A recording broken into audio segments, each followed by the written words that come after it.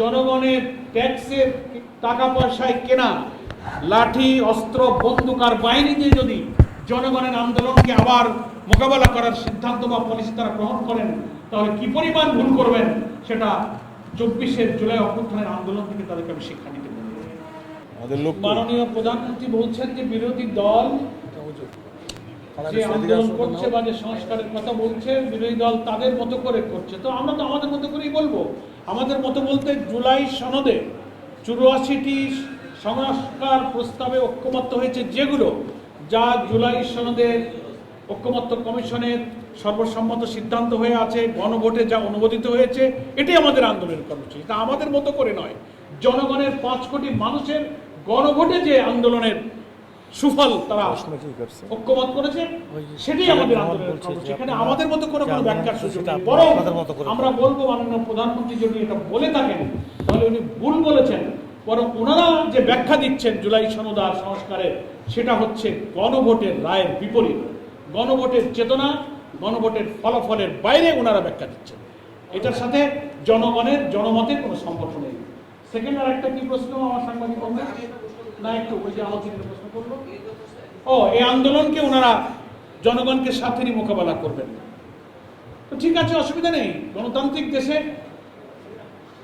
Parliamentary system of politics এবং ডেমোক্রেসিতে নিয়মতান্ত্রিক গঠনমূলক দেশের জন্য আন্দোলন বিরোধী দল তো করবে, কিন্তু সরকারি দল এটাকে মোকাবেলা করার যে ভাষা, আমরা ফ্যাসিবাদী রাজনৈতিক শক্তির সেই ভাষার প্রতিধ্বনি বা প্রতিচ্ছবি বা সেই সুর বা সেই কণ্ঠ তাদের কাছ থেকে কিছু শুনতে পাচ্ছি।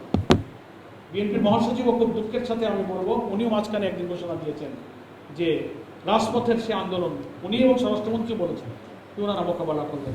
তো সেই মোকাবেলার অর্থ রাষ্ট্রীয় ক্ষমতা, রাষ্ট্রীয় বাহিনী, রাষ্ট্রীয় শক্তি, জনগণের ট্যাক্সের টাকা পয়সায় কেনা লাঠি অস্ত্র বন্দুক আর বাহিনী দিয়ে যদি জনগণের আন্দোলনকে আবার মোকাবেলা করার সিদ্ধান্ত বা পলিসি তারা গ্রহণ করেন, তাহলে কি পরিমাণ ভুল করবেন সেটা 24শে জুলাই অভ্যুত্থানের আন্দোলন থেকে তাদেরকে আমি শিক্ষা দিতে পারি। পুলিশ দিয়ে, র্যাব দিয়ে, কোনো বাহিনী দিয়ে জনগণের ন্যায্য কোনো আন্দোলনকে থামানো যায় না। এই ইতিহাস এই জাতির সামনে আছে। নিয়মতান্ত্রিক গঠনমূলক আন্দোলনের কথা আমরা বলি, ওনারাও যখন রাজপথে ছিলেন তখনও বলেছেন। ফলে আমি মনে করি জনগণের কথা বলা, সভা সমাবেশ করা, মিটিং মিছিল করা, এটা আমাদের সাংবিধানিক অধিকার।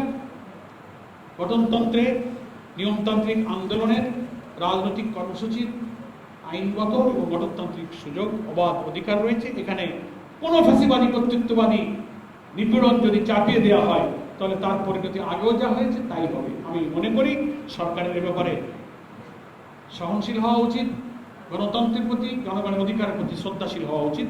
সেভাবেই তারা এটাকে বিবেচনা করবেন। যুক্তি দিয়ে, আদর্শ দিয়ে আপনারা কথা বলুন।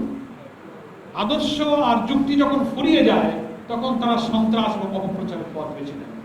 ফলে এই ধরনের হুমকিকে আমরা সেটাই মনে করি।